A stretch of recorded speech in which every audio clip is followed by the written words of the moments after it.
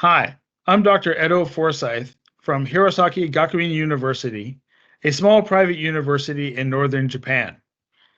I'm here today to record a presentation about online intercultural collaborations and students' perceptions about participating in them. This presentation is for COTESOL 2024 for the video presentations part of the conference. At the end of this presentation, the last slide will have my email address. Please feel free to contact me if you have any questions about online intercultural collaborations. I've been doing these for about 10 years and I've learned a lot along the way, and I would love to share my information with anyone interested in incorporating intercultural collaborations in their own programs. So let me share my screen with you and we will get right into the presentation.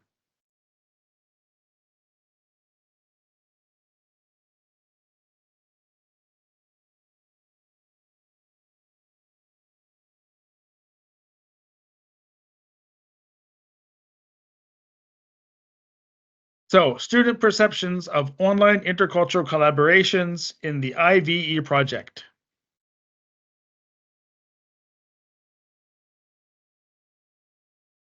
So first, what is the IVE project? It's an online collaboration for English language learners from around the world. It is a global project. We have students participating in a total of 19 countries or regions since 2015, as long as it's been going. And last year, over 7,000 students participated in this project. Now, I say students, it is for English language learners. It's not for native speakers who are interested in learning other languages. So this is a chance for English learners to create and share their English or their experiences and culture in English. And we've had over 7,000 last year. Previous years, we've had upwards of 10,000. It's a huge project and it's a lot of fun. The project was started by funding from the Japanese government's Kaken grant, or that's a Ministry of Education funded grant. And currently it is continuing thanks to participant donations in the project. Now, these interactions are primarily text-based. So it's asynchronous collaboration by the students. However, there are some synchronous meetup events that students can participate if they want to. During this project, the students share information about various topics that they're interested in related to culture and language, their own culture, other cultures, things like that. It is a really dynamic program, and it's an amazing setup for my students and our students to learn about the world around them. So how do they do that? Every student logs into the IVE portal. It is based on Moodle. It is run on a Moodle system. So they can access this via the Moodle app or online via the browser in the Moodle website. When they're in there, there are several forums, but mostly I have my students participate in the open forum. That provides a wide variety of topics they can discuss and share information about, from cultural questions to fashion, festivals, food, hometowns and festivals. I said popular movies and TV, sports, school life, and even any other topic they want to discuss. So in this project, I asked my students to choose a topic, add a post about that topic, or reply to someone else's post who was discussing that topic. And then as they participated and posted or replied, other people would respond to their posts, and the conversations would continue throughout the 8 weeks of this program. Students could share images, videos, music, any kind of multimedia or website URLs. It's a pretty dynamic exchange of information. To get my students to participate, I've learned over the years that they have to have some skin in the game. If you just make it voluntary, for my students, I've learned they really won't participate. So in order to encourage and require their participation, it is 15% of my students' final grade in their oral communication class. Now, that 15% of the grade is based on the number of posts and replies that they've made throughout the 8 weeks of the project, the number of words in total that they've posted or shared, written, and the maximum engagement level.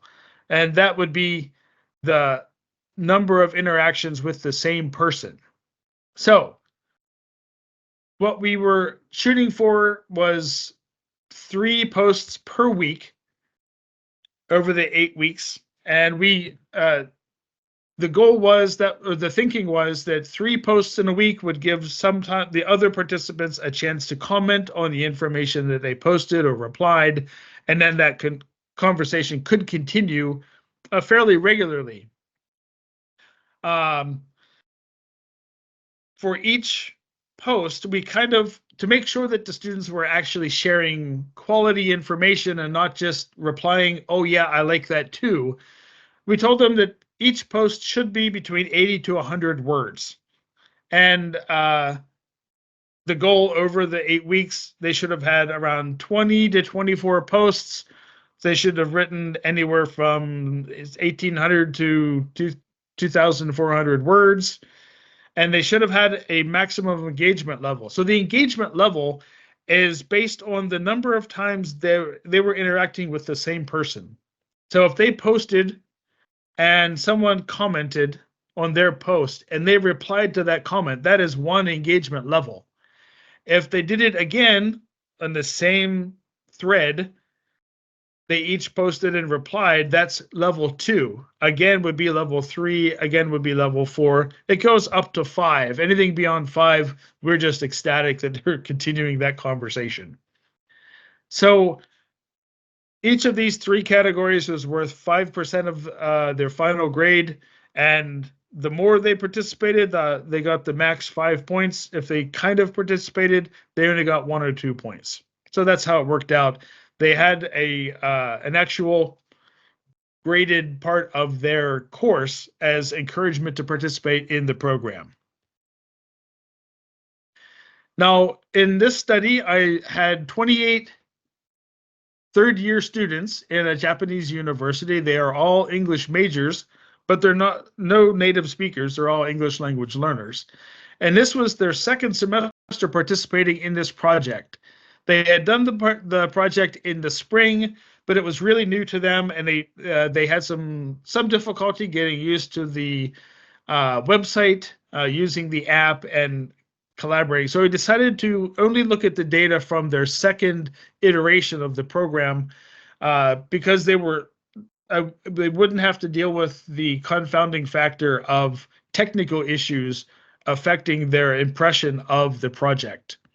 I did obtain informed consent from all of the participants to be able to use their data in this research, not just the comments about the program, but also looking at their actual posts. We can analyze the kind of information being shared should we wanted to get that granular in the data analysis.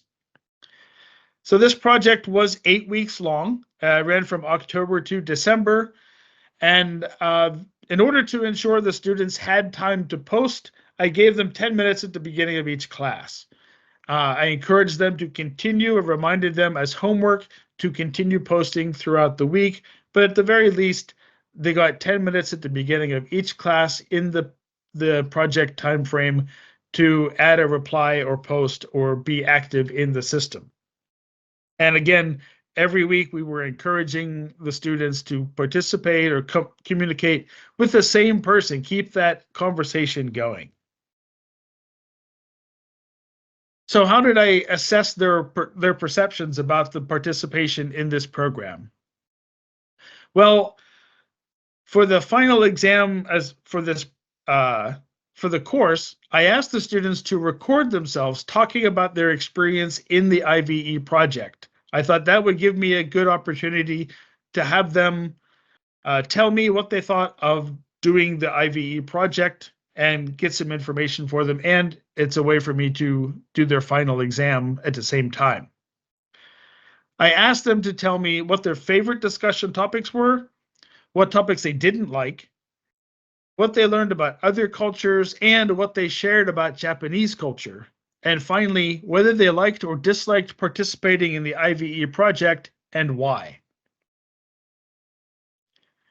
All of the audio recordings were transcribed using Whisper AI technology, which is fantastic. It made this so much easier. And actually, after I ran the transcripts through Whisper, I did go back and double check to make sure that it was accurately transcribing what my students were saying, because some of my students do have a rather heavy accent, but the Whisper AI did a fantastic job, very accurate transcription of the audio files. Unfortunately, it didn't do video files, at least not that I could figure out how to do. So the video files, I had to use regular Windows speech or speech to text applications, and tweaked that because I was listening to it as it was going. Once I had the audio comments transcribed, I coded those transcripts myself using the grounded theory approach. I was looking for common themes to emerge from the data as I went through and coded it. I separated the data into how it was connected to each of these different sections, like discussion topics I liked and didn't like, section about sharing culture and learning about culture, and then finally liking or disliking the project.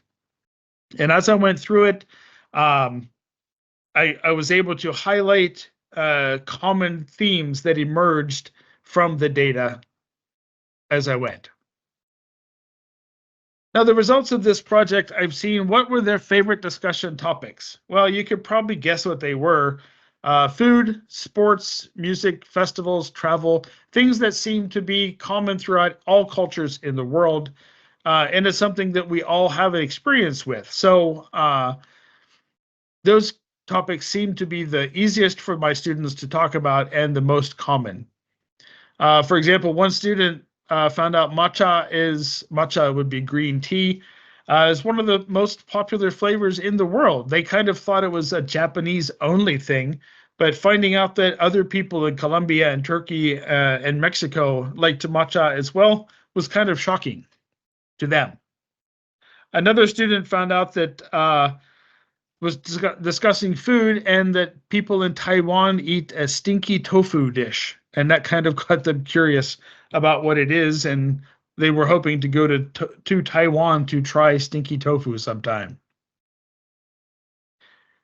Now, because the students could choose what topics they wanted to talk about, they really didn't mention any topics they were not interested in or had a least favorite.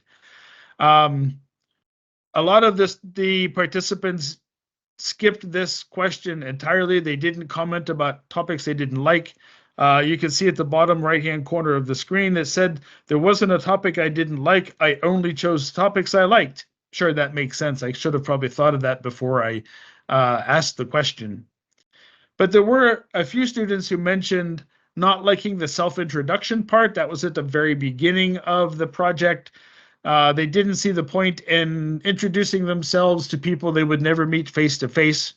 I kind of can understand their thinking behind that. It wasn't a big part. We just said, okay, as a way to get started in the program, introduce yourself and share something interesting, and that would hopefully spur some communications. There were a few people that mentioned not liking talking about video games, and a conversation that they were participating in led to discussions about video games that they weren't interested in. So, I mean, there were some things mentioned, but overall, the students didn't discuss any least favorite topics. Now, one thing they did do through this project was they learned a lot about other cultures. The most commonly learned topics were about food and other cultures. About sports, that was a big part, big item of discussion. About music and different music genres across culture, different festivals, how some festivals were similar, how some festivals were different, even though it's the same festival, like Christmas or holidays uh, in Japan and other cultures. They talked about travel and how to travel around the world and traveling to different places in other countries. That was pretty interesting. Um, so the food culture, as I mentioned, stinky tofu was commented on by several students. One thing a student realized was that people in other countries don't spend Christmas with their friends or boyfriends, which is the Japanese way of spending Christmas. Christmas is like a date night in Japan, whereas many other countries, Christmas is a family day. And my students, even though I've taught them that, were kind of surprised that I guess they were surprised I was actually talking about something I knew about. But anyways, um, they were kind of surprised by that. And of course, learning about new music was a really interesting aspect of this project to them. It also gave them a chance to share information about Japanese culture. And as they learned about food in other cultures, they shared about Japanese food because it's something we all like food, right? Specifically sushi. One thing that a student commented that they didn't realize that other cultures didn't eat raw fish, that was a really Japanese thing to do. And of course, if they do, they call it sushi. So they're borrowing from Japanese culture, even if it may not be the exact same kind of sushi. So that student was really surprised that not everybody eats raw fish. So that kind of opened their eyes. They shared information about traveling around Japan, their hometowns, hometown festivals, things like that. Um, One student even admitted that they didn't like the topic of Japanese culture because they didn't feel like they knew Japanese culture. Um, I think they had a hard time distinguishing what was Japanese culture and what was just something they did. And I think that helped to get them to think about what is culture. So that was, even though they said they didn't like it, I really feel like they learned something through sharing in this project. Now, coming to student perceptions, you can see in the pie chart 64% of the 28 uh, participants in this project, 17 of them had positive comments about their perceptions in the project. Additionally, 3 of them, instead of saying that they had a positive feeling themselves, they commented that the project itself was positive. They enjoyed the quote there is, the IVE project is a great way to improve my English skill, and we can learn a lot of things about other countries. So they didn't really say that they liked doing it, but that they see the benefit of the project. So overall, 17 students said they liked it, they enjoyed it, they had fun participating in the project. 3 additional said the project itself was a good idea, and they saw the benefit of it. There were 4 students who did not answer this question, and because I don't know whose comments were whose, I kind of assumed that these students, there were a few that didn't really participate in the project. Despite me giving them time in class. So I think they didn't feel comfortable saying whether they liked it or didn't like it. So they just skipped that part altogether. There were a few negative comments, or maybe they qualified that negative comment. For example, the one student said, I've never been a fan of online cultural exchanges. And then in the same text, like one sentence later, they said, I would like to do more of these exchanges. So I don't know if maybe they didn't like the online version. They wanted to do more face-to-face. That could be possible. I wasn't sure exactly how to interpret those words, but I took it to slightly negative because they're not a fan of it, but they see the benefit. Another person wrote that IVE project was so nice activity in itself, but I'm not good at this project. And very, very often when translating from Japanese to English, the phrase they use for I don't like something can also be translated as I'm not good at that. So I don't know if this was mistranslation of they don't like the project, or if this was saying they had a difficult time participating because of the posting or whatever. I'm not sure exactly what they meant, but I took that as being a possible, mostly a negative comment towards that. But you can see overall the students' perceptions of this project are positive. They really enjoyed participating. They see the benefits of it, and they learned a lot from it. So the research outcomes on whether we should incorporate online intercultural exchanges is really positive in these areas. First, language improvement. The students said that they learned slang through this project. They learned new languages, new vocabulary, new words, new ways to say things. And they all said, almost all of them, many of them said it was really good practice. In addition, they learned cultural similarities and differences. The students specifically mentioned learning about music genres in other cultures and holiday practices. As I said before, the differences in Christmas rituals between Japanese culture and other countries. Some students also mentioned discussing similarities between Halloween and the Day of the Dead, because many of our students come from, our participants were from Latin American and Central American countries. So that culture of the Day of the Dead that happens near Halloween, which is when we had this project, was a good topic for communication and discussion. And of course, sharing food culture habits. One student mentioned being surprised that um, people in other countries didn't really eat breakfast. Now, I think they were generalizing, and that's something I need to talk about in the future. Don't generalize that everybody is the same as the one person you're talking to. But they kind of thought, oh, Japanese people mostly eat a big healthy breakfast, and maybe not other countries don't. But they did see the differences in food culture, which was a positive effect of this project. The students also developed personally. They learned about their own culture. A couple of the participants mentioned, I didn't know about this. I had to learn it to be able to tell it. As one student said, I don't know Japanese culture, so I couldn't talk about it. Yeah, that they learned about themselves and their own culture. And that's a good part of the project. And also they kind of had a better idea of their communication abilities. They could see examples of they wanted to say something and they didn't know how to say it, so they had to figure it out. And that was a really good experience for them to learn what their communication abilities really were. And finally, and I think most importantly, the participations in this research really gained a global perspective. They talked about how they see themselves as part of the global community now because they understand the cultural similarities and differences and language similarities and differences.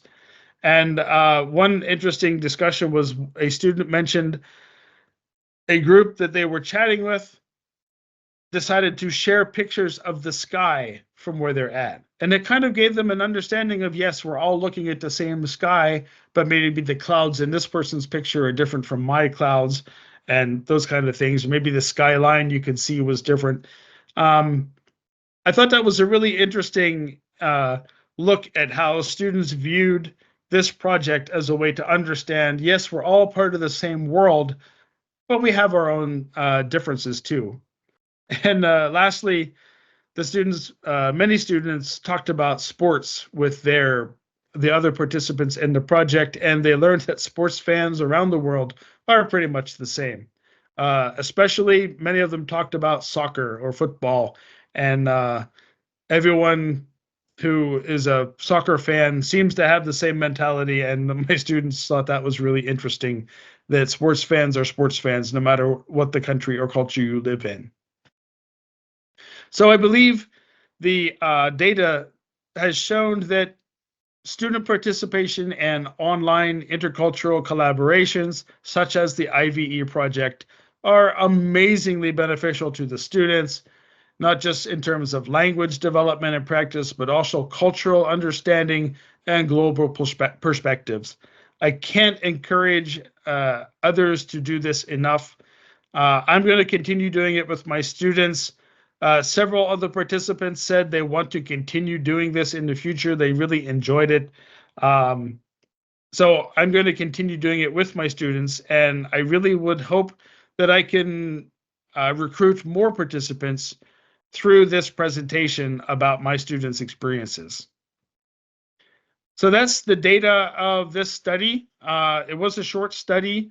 I do hope to continue to expand it. I have the audio data from other classes in previous years that I am going to work through the data on and maybe expand upon this for other presentations.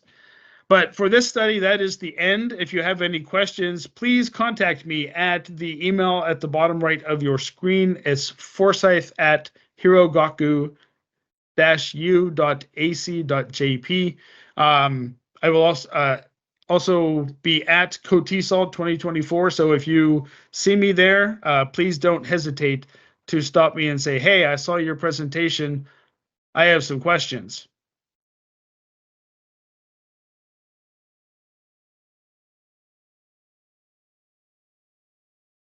So that is my presentation for COTESOL 2024, all about using online intercultural collaborations in my English language classes using the IVE project.